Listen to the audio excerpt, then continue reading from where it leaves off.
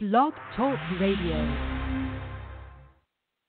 Era noaptea târziu, It was very late at night. stăteam pe o piatră afară. I was sitting outside on a rock. Lui Stan i-am arătat piatra că nu a fost la mine. As Stan said, I showed him the rock when he came to my home. Acolo stam și mă gândeam ce am făcut eu. And I was just thinking, what did I do? Plângeam să nu mă vadă I familia. was crying so my family wouldn't see me. Deodată am văzut că vine o lumină spre mine. And all of a sudden I saw a light coming towards me. Când am văzut lumina, am crezut că e o mașină. When I saw the light, I thought it was a car. În Italia și în România m-au urmărit cu mașina să mă omoare. Because in Romania and in Italy, they always try to run me over with cars. Că au venit după mine și aici. So I thought they found me here too. Dar nu a fost mașină. But it was not a car. Că lumina m-a cucerit. The light surrounded me. Și din lumina am auzit aceeași voce. And out of the light, I heard the same voice. Era același înger. It was the same angel. Dumitru, de ce ești tu disperat? Dimitri, why are you so despaired? De ce m-ai pedepsit așa de tare? Why'd you punish me so harshly? Ce am făcut eu? What did I do? Ce nu m-a lăsat pe mine în pușcărie? Why couldn't you let me stay in prison? Familia avea unii să stea. But my family would have had a home. Zic, eu n-am unii îmi pleca cap. I don't have a bed to let my head down De on. ce m-ai adus aici? Why was I brought here? Dumitru, te-am adus aici că țara asta va... Dimitri, I brought you to this country because this country will Ce burn. m-ai adus să mă ard aici și nu m-ai lăsat să mor în pușcărie în țara mea? So why'd you bring me here to burn? Why didn't you let me die in jail in my own country? Dumitru, taci. He said, Dimitri, be quiet. Urcă-te lângă mine. Get beside me. Ce aparat a avut? Nu. I don't know what the device was, M-a tras lângă el. but he pulled me beside him Mi-a arătat toată California. and he showed me all of Vrei California. să-ți arăt? Do you see what I've shown E you? Sodoma și Gomorra. This is that Sodom and Gomorrah. Păcatul lor a ajuns înaintea lui Dumnezeu. Their sins have reached God, Și Dumnezeu a hotărât să-i pedepsească pentru and God has decided to punish them by fire. M-au dus și ne-au arătat Las He Vegas. came and showed me Las Vegas. Aici e Sodoma și Gomorra. This is that Sodom and Gomorrah. Într-o zi va arde. And one day it will burn. Mi-au arătat New York. He came and showed me New York. Aici e New York. This is New York. Aici e Sodoma și This Gomorra. is that Sodom and Gomorrah. Într-o zi va arde. In one day it will burn. M-au dus și ne-au arătat Florida. And then he showed me Florida. Aici e Florida. This is Florida. Aici e Sodoma și Gomorra. This is that Sodom and Gomorrah. Într-o zi va arde. And in one day it will burn. Da, cu mine ce ai să faci? But what will you do with me, I said? Been listening to the Wake Up America message with Dimitri Duduman. For a copy of this very important message, please go to our website at handofhelp.com. Never before in the history of our country has our nation been in more jeopardy than now. Please order a copy of the video Wake Up America at the handofhelp.com website and get the warning out while we still have time. This is the Light of Truth radio broadcast with Michael Boldea.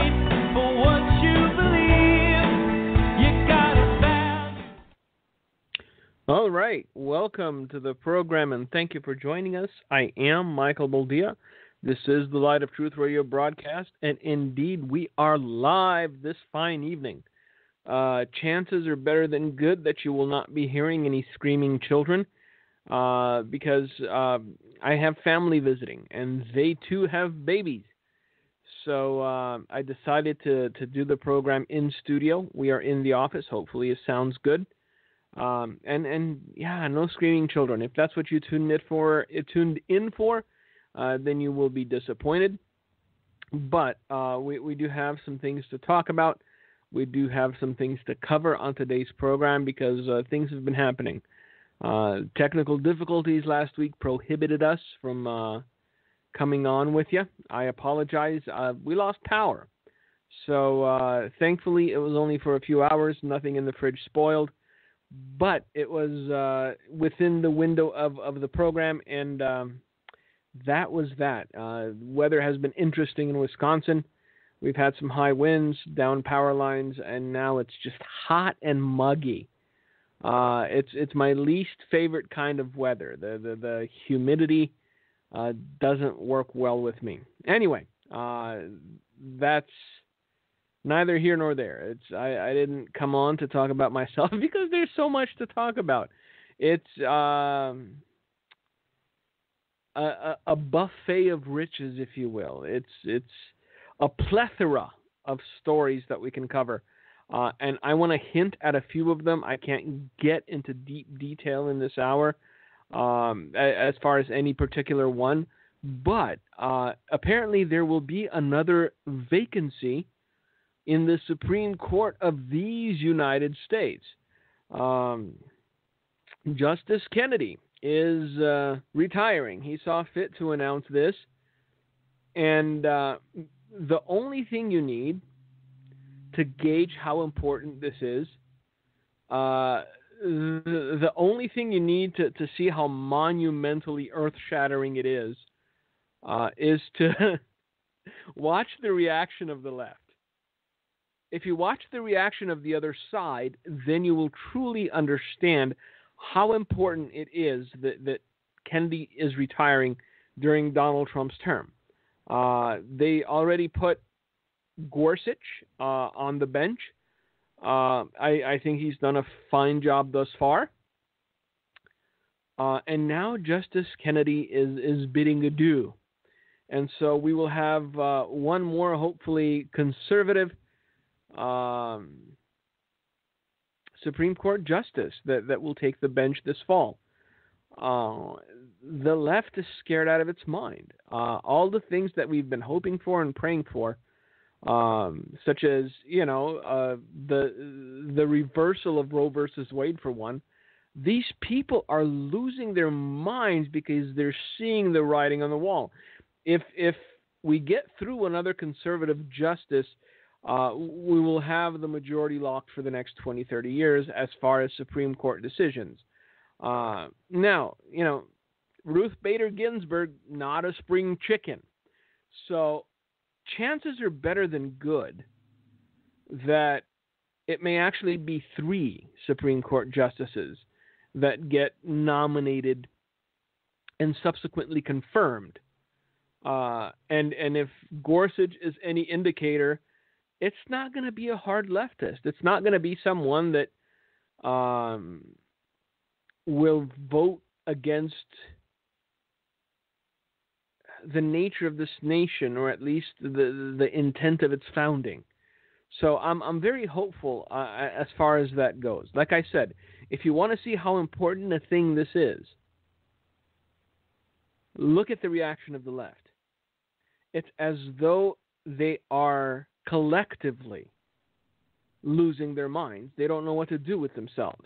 I'm waiting for one of them to just light themselves on fire and protest, a singer or a wannabe actress or somebody, because that happens when the only thing that you counted on after you've sold your soul to the devil, after you allowed just slimy degenerates like Harvey Weinstein or Weinstein to have their way with you for stardom and influence, when you see that after having done all that, nobody cares about your opinion regarding anything substantive having to do with the future of the nation, what choice do you have but to lose your mind, quite honestly? See, these are people that are empty. They are completely without joy. They are completely without fulfillment. Anything that was human in them, they sold off bit by bit long ago for this idea called stardom. And once you're a star, people respect you and listen to you. And we saw that the average citizen, the guy that goes to work every day and busts his hump and comes home and kisses his kids and kisses his wife and has dinner around the kitchen table together, doesn't care that Jay-Z or Beyonce endorsed Pantsuit Barbie.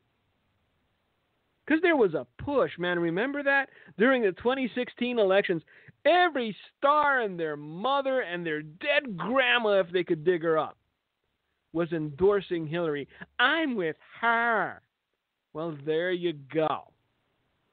These people are losing their minds because what they feared most all these years, we talked about it, what they feared most all these years has become an undeniable reality.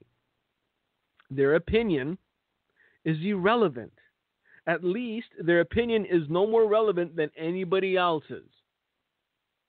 And they can't have that. And so from late night hosts to stars and starlets to singers, they're just convulsing. They're frothing at the mouth because Justice Kennedy has decided to retire, and they know the kind of individual Donald Trump will nominate. See, if they thought there was a chance he'd nominate a leftist, if they thought there was a chance he'd nominate a pro-abortion, anti-Second Amendment buffoon, they wouldn't react this way. Everything I need to know, I can read from their reaction. Like I've told you before, I don't have many skills, but the handful that I have are very, very well honed. One of the skills that I have is reading people, understanding human nature. These people are frightened to death that if Kennedy goes, which he said he would, he said he's retiring unless there's some great pressure and he backtracks and changes his mind, which I don't see happening. And if Ruth Bader Ginsburg finally lets go of this mortal coil and goes towards the light, you're going to have a 7-2 right-leaning or conservative-leaning majority on the Supreme Court. And you know what? If Donald Trump's a smart guy, which I'm starting to kind of say that he is, he's going to nominate somebody on the younger side. And that locks it up for 30 years.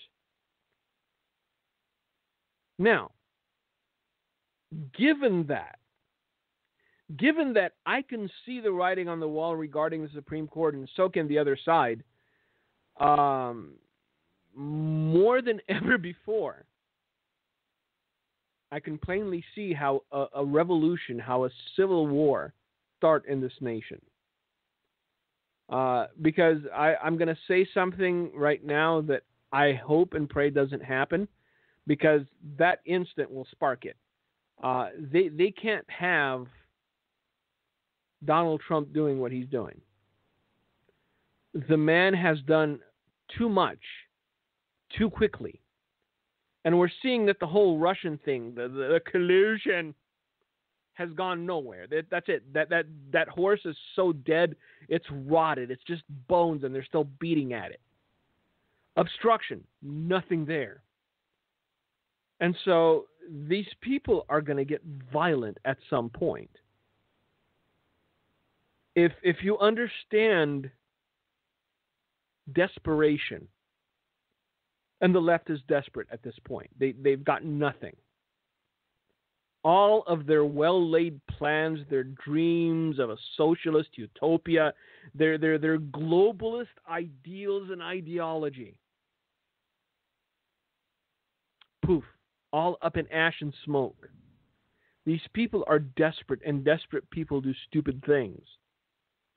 And so I know that there are a handful of you that do believe you're supposed to pray for your rulers, your kings, your magistrates, and whatnot. Throw up a prayer for Donald Trump's safety. He's going to need it. Just mark my words. It's when I'm right, you'll know. And then you can write me and say, hey, you were right. Not that it matters, but again, if you take the mandate or the biblical mandate that you should pray for your leaders at face value, it doesn't say the leaders you like, does it? Or the leaders you approve of, which is hard because, I'm not one of those people that has ill will against anybody, especially a leader. I've never wished ill, even on those I've vehemently disagreed with. But I can't say that I spent many a night praying for the previous administration, or would have spent many a night praying if this election had gone the other way. But I see the substantive good that this administration is doing, and not so much for me, because I'm getting old and tired and gristly. If there could be a majority in the Supreme Court that really does defend life, that really does defend liberty and freedom of religion for the next 20, 30 years, then I see a spark of hope for my children. And that's kind of what matters to me right now. So like I said, if you are so inclined, I would urge you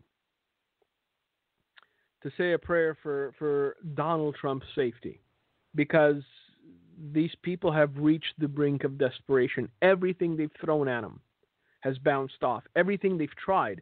And believe you me, they have tried. They had contingency plans for contingency plans, and every single one failed.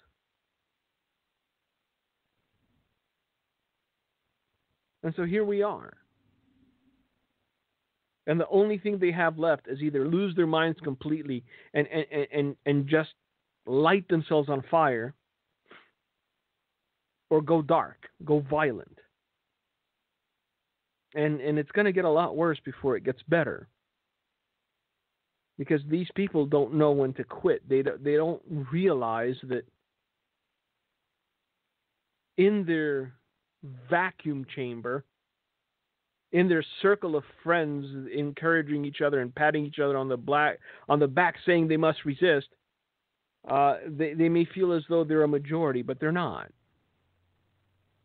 And some of them are starting to see it. Others are just doubling down on stupid. Maxine Waters comes to mind. Mad Maxine is at it again, and she's encouraging, what she always has encouraged ever since the LA riots. Look back. These people don't change their stripes. They don't change their ideology. They've always been like this. She's encouraging violence against opposing political views or those of the current administration. And she's not the only one. There's stars and starlets that are going on and on about doing something definitive, putting an end to this madness. And they're saying this in the hope some dim-witted individual who still looks up to them will follow through. They're not speaking these things just because they've got nothing better to say. In their heart of hearts, these people are hoping that some person with a mental instability will pick up a gun and do something very bad. And of course, when it happens, they're all going to be a flutter and, oh, we didn't mean for this to happen. Yes, you did. Now, to me, over the last week, the fact that Kennedy is retiring was the biggest news story. And the way that confirms it. Look, come on. In your wildest dreams, you couldn't have fathomed that Donald Trump may get a chance to seat 3 Supreme Court justices, and that the men he chose would be conservative in nature, would lean right rather than left. They would be men who wouldn't mandate homosexuality for all, and if you dare say anything against the practice, then you should go to prison.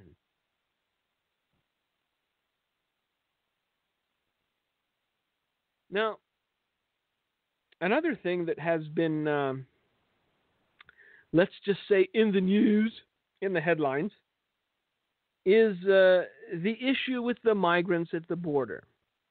Now, for those of you who don't know, who just happened upon this particular program, without knowing my backstory, I am an immigrant to this nation. I came here when I was 9 years old. I came here with my parents. But the caveat is, I came here legally. So I will speak to you, and I will put into context the situation as I see it from the viewpoint of an immigrant. I come from a country called Romania. The first time I saw indoor plumbing was when I was 9 years old, the day that we were kicked out of our country in Bucharest Airport. That was the first day I saw an indoor toilet. That was the first day I saw a sink. 9 years old. We lived out in the country. I didn't know any better. We had an outhouse. Life was good. I was happy as a child. But what I am trying to put forth is that this glut of people trying to cross the border illegally may and very likely are as ignorant of modern society as I was when I was 9 years old. People are comparing the fact that we are keeping our borders safe, or that we are stopping migrants at the border, or that we're separating families. They're equating it to Nazi Germany. Because now everything's Nazi Germany. Everyone's a Nazi. They're concentration camps. Look, again, intellectually, you can't be this dishonest. I'm sorry. You cannot be this intellectually dishonest when you're discussing this situation.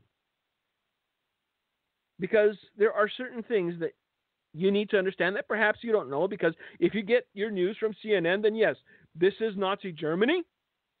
Donald Trump is Hitler, and they're taking children, ripping them out of their mother's wombs, and taking them to the quote-unquote showers. I've heard this. I've heard this on mainstream news, quote-unquote showers. Now, if you are a student of history, you know a few things. First of all, the Jews that were living in Germany during the Nazi regime were actual German citizens. These weren't illegal migrants trying to get into Germany, because that wouldn't have even been a story. They would have been kicked out first day. The Jews living in Germany, just as the Jews living in Romania, were German, were Romanian citizens. And when the Nazis came to power, they began to round up German citizens of Jewish descent. So, your comparison that the U.S. government enforcing existing law is like Nazi Germany goes off the rails from the get-go. These people, what do you mean by these people? These people that knowingly attempt to break American law by crossing the border illegally know exactly what they're doing. They are not fleeing war. They are not fleeing famine. They are economic migrants. They're not asylum seekers. They're not fleeing persecution. They are economic migrants, and they use their children, if they happen to be their children, as a crutch. Now, there are certain things that we must understand in order to see the wisdom, if you will, of separating, quote unquote, because it's not a permanent separation, separating, quote unquote, children from their parents. First of all, statistics say that about 60 to 80% of the minors crossing the border into the U.S. are not crossing the border into the U.S. with their mother or their father. They're crossing the border into the U.S. with what is known as coyotes, or coyotes, if you happen to be American. Now, the coyotes cross the border with the children, then they sell the children into sexual slavery, into child labor, and a whole bunch of other really, really nasty, ugly, just soul-draining things that apparently a certain segment of the population, and even Christendom, don't want to acknowledge. No. Every child comes across the border with its mother and its father, and they are holding hands, and the Gestapo of the U.S. ICE enforcement ripped the child from the mother's arms. Look, let's stop believing everything we hear. First of all, the child and the supposed mother or father need to be separated in order for the child to be asked whether or not that adult they walked through the border with happens to be their mother or father. Without that adult going, yeah, tell them, yeah, sí, yo soy the padre, or winking at him or nodding or whatever else. Second of all, to understand that the places these people come from are not, shall we say, the most civilized of places. And so, a lot of these children and many of the adults are carriers of, shall we say, diseases that have been eradicated in the U.S., from tuberculosis to measles, some smallpox, never mind lice. And again, if you've seen the quote-unquote pictures of doom, if you've seen the camps in which these children are held, and they're quick to point out, oh, look, they're on cement floors with those space-age blankets. Guess what? Those space-age blankets, lice, smallpox, or other diseases. Guess why there are no mattresses in the processing centers until it is determined that someone doesn't have lice, or that someone doesn't have leprosy, or that someone doesn't have smallpox, or that someone doesn't have TB, or that someone doesn't have a dozen of other diseases that have been eradicated in the U.S. Because if you gave them nice woolen blankets and comfy mattresses, chances are better than good that every single disease brought across the border, wittingly or unwittingly, by some of these people, would spread to the entire camp, and then you would have an epidemic. I know, it's a big word. Look it up. To all the bleeding hearts. Epidemic. So before we judge too harshly the fact that they're given those space-age blankets, the things that look like, aluminum foil, and that they're not given mattresses when they're first processed, maybe we should dig a little deeper and see the truth of the situation. The truth of the situation is this. People who know that they are doing something illegal are coming across the border, whether with their children or somebody else's children. Now, up until recently, because apparently they're not doing it anymore, these families were separated. The children were taken and they were, probably bathed. Yes, bathed! Now, I know that when you say take into showers, we're supposed to imagine gas chambers and the murder of children. But no, these children are just bathed. They're taken to the showers and given a warm bath. And all the dust and the grime is washed off them, and they get to experience soap and indoor plumbing for the first time. It's exciting to them. So yes, up until recently, the families were separated to see whether indeed they were family units or a coyote was bringing a fresh batch of kids for Hollywood perverts to play with. So, I have a hypothetical situation for you, because this is necessary in order for us to understand how ludicrous the argument is that these families ought not to be separated. We ought not to have borders. Look, do you realize that every skirmish in the Old Testament was over borders and border security? One nation attempting to invade another nation. The armies were called up. Israel defended its borders. And that was that. So why didn't Israel just let the Philistines or the Moabites or the Gibeonites walk into their lands and pitch their tents, coexist?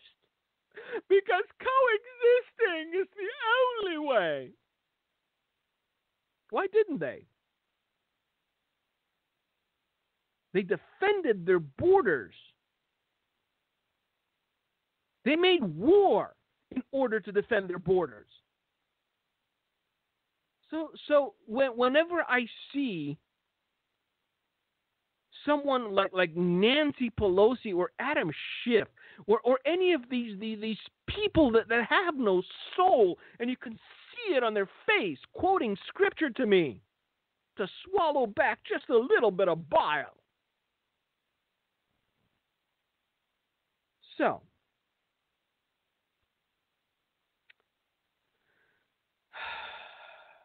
hypothetical situation.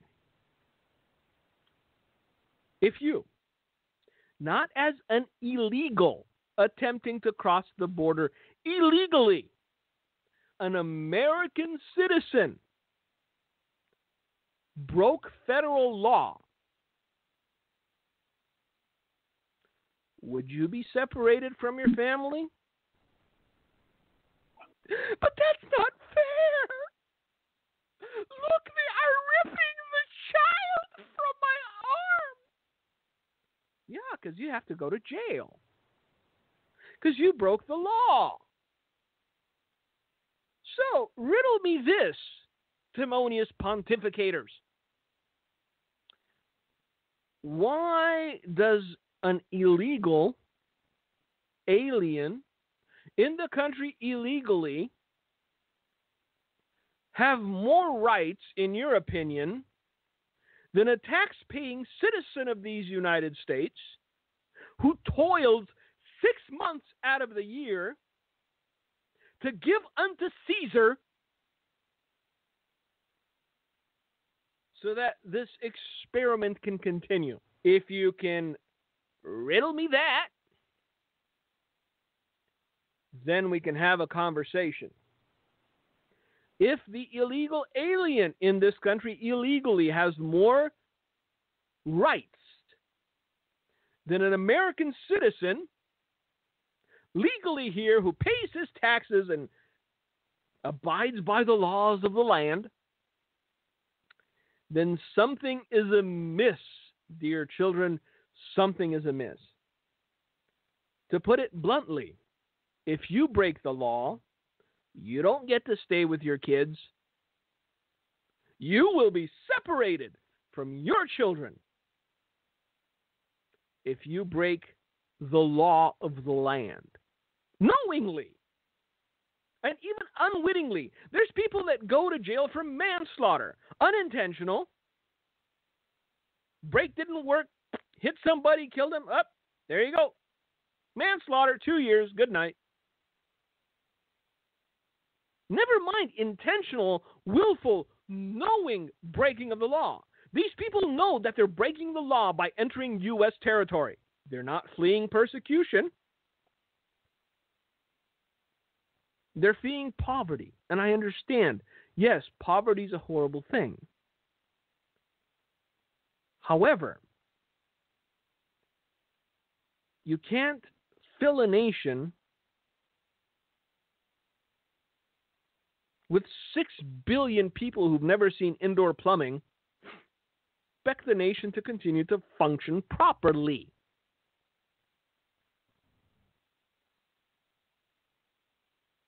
There are certain terms that we need to really hone in on, one of them being illegal. Nobody has a problem with legal immigration. I think that what this current administration has been floating, which is meritorious legal immigration, God bless. If you can be a net benefit to the nation, welcome. But if you don't know how to write out your own name and indoor plumbing seems alien to you, if your own nation wants nothing to do with you, if they are gladly pushing you out because they realize you'd simply be a drain on their resources, then yeah, perhaps this country's not the best fit. But that's so heartless. You're an immigrant. Yes, I am. My parents didn't try to jump the border. They came here legally. Someone sponsored my family. We came. We got green cards. We paid lots of money to get those green cards. I became a citizen. And now both of my children are born in America. See, nobody ever talks about people that are doing it right. All those quote-unquote schmucks that filled out the paperwork, that paid their money, and that are waiting patiently for their visas to enter the country legally, that are waiting patiently for their green card application to be processed so they can bring their spouse from the Philippines or from Taiwan or from Romania or from Russia. What of those people? What of fairness to those people? They're abiding by the law of the land. They're doing it right and legally. How is that fair to them when you have tens of thousands of people rushing the border, expecting to be let in? A nation without borders is no nation at all. I'm sorry, it is the way it is. God is okay with borders. He said to Israel, I will extend your borders. Israel stood on its borders and defended itself. It still does to this day. Because there must be delineation. And every time Israel tried to commingle with neighboring nations, ended up very badly.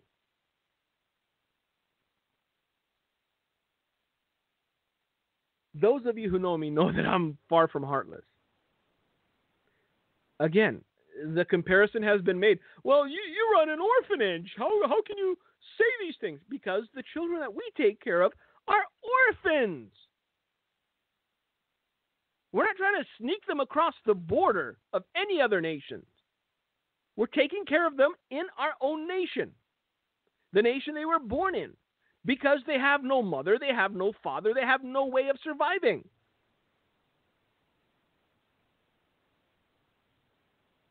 Again, we make these vast comparisons between apples and oranges and call them all kiwis.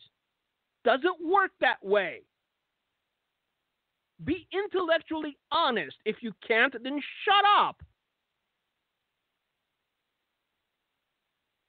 Because I'm tired of hearing of camps, Nazis, camps. They're taking children to the showers. Yes, because they're dirty. They're giving them soap, too. Perhaps even no-tear shampoo. There's a new one. Look, before you start getting down on yourself as an American, before you start looking in the mirror and saying, am I really as grotesque as the media is painting me out to be? Please realize the following. America, especially the American Christian, is by far, without comparison, the most generous country on the face of the earth. And dare I say, the most generous country that has ever existed on the face of the earth. I need you to understand this so that you don't get down on yourself and start self-loathing like all these other buffoons. Look, if it were not for America, what we do in Romania would be impossible. I guarantee you, if it were not for America and American Christians, yes, these heartless people, these monsters, these Nazis who insist on having borders, if it was not for them, 99.999% of any nonprofit, ministry, charity, whatever you want to call it, would not exist. Look, I know what our numbers are. And I know how much of our support comes from nations outside the U.S. There's no way we could survive. It's like 97 to 3%. 97% of our, so that we could feed and clothe the children that we do in Romania, comes from American citizens, people living in this country. You heartless Nazis, you.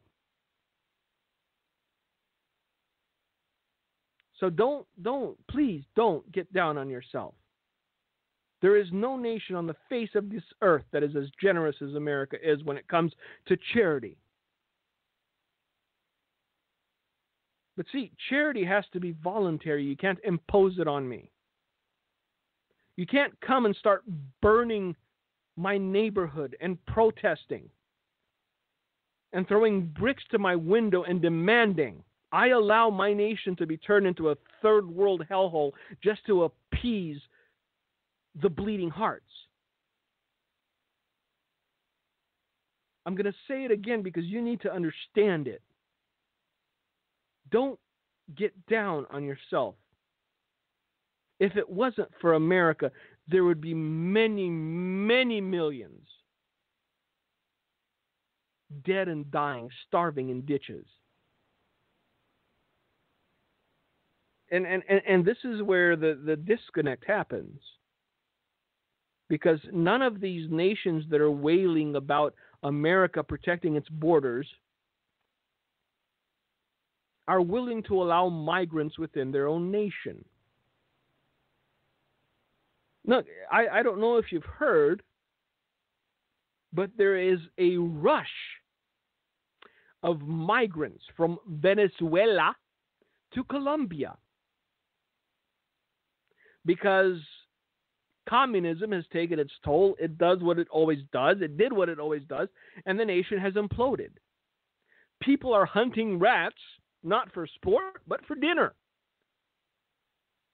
That is a human crisis, if you will. And people are fleeing Venezuela into Colombia. Now, guess what the Colombian government is doing? They are welcoming their brothers with open arms and saying, "Come, we will give you shelter." No. They put their armies on the border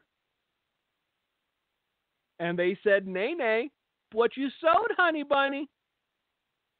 You voted communists into power because you liked free stuff, and you kept communists in power because you liked free stuff. Well, the free stuff done run out. So now you got to pay the piper. And we're all full." Who was it? The Canadians. Remember how smug the Canadians, "Oh, we must love everybody. We give them maple syrup and some waffles. We must love everybody." The Canadians, the mayor of Toronto just came out and said, "Nope, all full. Can't take any more migrants." Yeah. So why is every other nation in the world expecting the U.S. to take in limitless amounts of semi-illiterate individuals with no skills when they won't do it themselves? So, again, anybody who tells you that we are evil or the nation is evil for protecting its borders is a buffoon. Anybody who calls you a Nazi for having the gall to say that a nation has a right to defend its borders and choose who comes into it is likewise a buffoon. You know me. You've always known me. I try to be above board. I try to be forthright, and sometimes it comes across as cutting. Oh well. Look, if you look in the mirror and see anything less than a noble, kind-hearted, generous individual, then you need to reassess yourself, because most of you who listen to this program, most of you who support this work and other works, because I know people who we're one of 10 ministries they give to. And all those ministries do something good and noble and decent. So if you look in the mirror and you see anything less than someone noble and decent, you're seeing the wrong thing. It's not a sin. It's not a crime.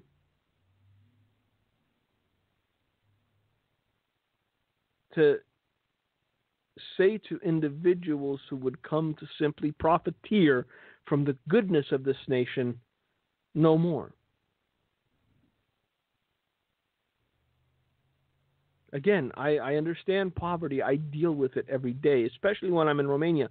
You have no idea what poverty is until you've gone to a place like that. But see, the difference between the Romanians and all these people trying to cross the border is that those people learn to survive, and they make do, and they plant vegetables, and they raise animals, because there's nowhere to go. See, it's easy once you've destroyed your own habitation to pick up and try to find another. The problem is that once you've found a new habitation, old habits die hard. And so you will likely do to your new habitation what you did to your old habitation. If you don't believe me, an open communist won a congressional runoff in either New York or New Jersey past week. Think on that. Because there will be a tipping point. And this is what the Democrats are hoping for. Look, Americans are no longer good enough for the Democratic Party, because Americans are realizing, hey, we've been lied to for a very long time. And you know what? This guy, goofy orange hair, brash, strange, whatever you want to call him, however unseemly he may be, his policies seem to work and things seem to be going well. And so the Democrats realize that the only chance they have is an influx of people who would do anything if they could get something for nothing. That's what socialism is, the promise of something for nothing. The only issue with that is that eventually it comes to a head, and you get Venezuela. Where are you going to go to when this becomes the more apocalyptic version of Venezuela? Because you chose not to see the truth of a situation, and you chose not to acknowledge the need for national sovereignty. Look, when we all get to heaven, it will be a day of rejoicing. Until then, we have to be realistic and pragmatic about certain issues. Now, as I was coming on, there seems to have been another shooting. This time at a Maryland newspaper, which has left 5 dead and 7 injured.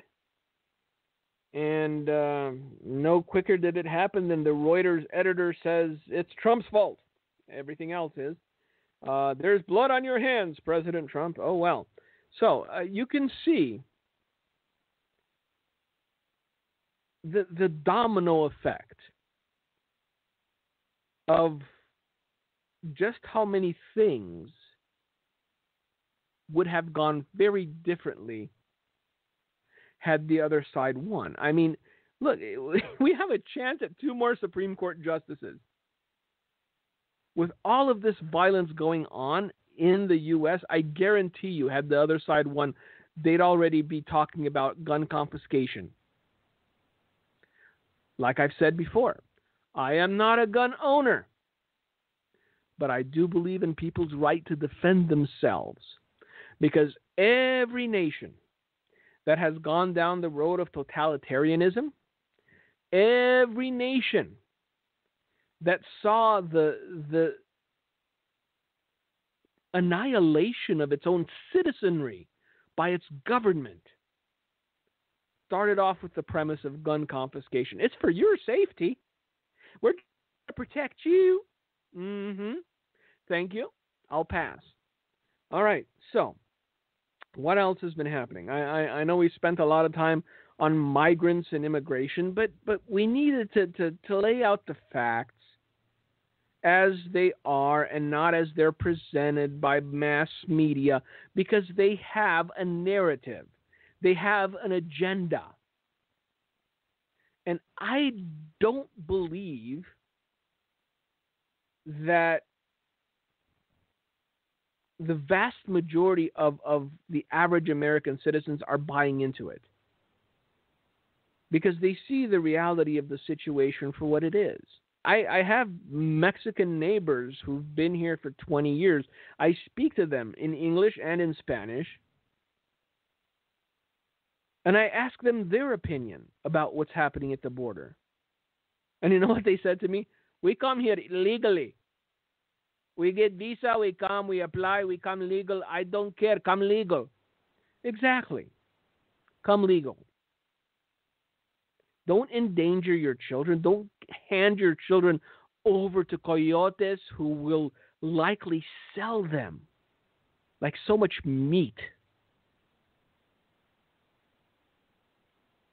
Look, this is one of those things that nobody talks about. All the bleeding hearters aren't talking about this one, are they? The child sex trafficking and everything else that goes along with not having a secure border. Oh, turn the other cheek. No. Even the picture that they had of a crying kid on Time magazine. Oh, nope. Didn't get separated from mama. They just put the child down for 2 minutes. I've got a 3-year-old. I've got a 4-year-old and a 6-month-old. When she was 3 years old, if you put her down, she'd pitch a fuss. Now she's more independent. But again, it's the optics of it. People go nuts over optics nowadays. And they choose not to dig a little deeper and see the facts for what they are. Well, I've rattled on for about an hour. I'm sorry I ranted. But I've got so many good people second-guessing their nature, I guess, is the best way I can put it. I've got noble people who are selfless, man, who'd give you their shirt off their back, wondering if they really are Nazis because they don't support mass migration. Look, leave the self-loathing to the Hollywood elite. Leave the self-loathing to people who bartered their dignity for stardom. It's not a crime to want the best for your family. It's not a crime to want the best for your community. It's not a crime to want to see your children grow up in a constitutional republic. And if you think it is, then you're wrong. And I'll call you out on it every time. Now, if we need to press this further, then we will. Because, you know what? I'm okay with people taking pot shots. at me. But don't try to besmirch all of American Christendom. It's got its warts. I know it does. It's got its horrible teachers and horrible teachings. I know it does. But it also has noble people. It also has people who are generous and giving, who open their homes and who open their hearts. Don't make them all out to be Nazis. That's just wrong. That's just vile. All right, I'm done. So thank you all for listening. Thank you for joining us. We will hopefully be live again and in studio, no crying kids, next week. But until then, may God bless you. May God keep you. Thank you for joining us. And until next time, Gino, it's all yours. Thank you, Mike. I appreciate Mike's viewpoints on the perspective of immigration. And, you know, we're a Christian nation. We do have values and heritage. And I'm reminded of the fact that even with Islam, the encroachment that's happened in Europe, you look at England and other countries, there's almost more mosques than churches in some of these areas. And, we want to defend the values and what we believe in. If you try to build a church in some of those other countries, it's absolutely impossible to do that. And there's a great persecution against the faith. Many countries, try to build churches in Saudi Arabia and see how easy that is. So protecting our borders is wise. Being careful what we let in. Mike mentioned sex trafficking, and it's very rampant. There are movies about it, and they make you weep when you see that they've turned the borders into drug freeways and not only pimping women but trafficking them. People coming into the country, and you look at the gang MS-13 out in the East Coast.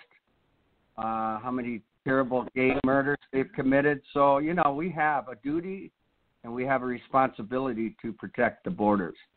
I think people are fed up with unrestricted, people coming over and look at the gal that was shot in San Francisco by an immigrant or illegal immigrant that came over several times. And then cities want to be a sanctuary city. That's a whole other topic. So it was a great program tonight. We'll put it up tomorrow on YouTube. I would urge you, let your friends hear it. Let's get more people understanding of how serious this situation is. And we have to not put our head in the sand. We've got to be up, proactive, awake, watching, like Ezekiel 33, being watchmen on the wall. God bless you. Have a great night. Thank you for listening to today's broadcast, The Light of Truth with Michael Boldea.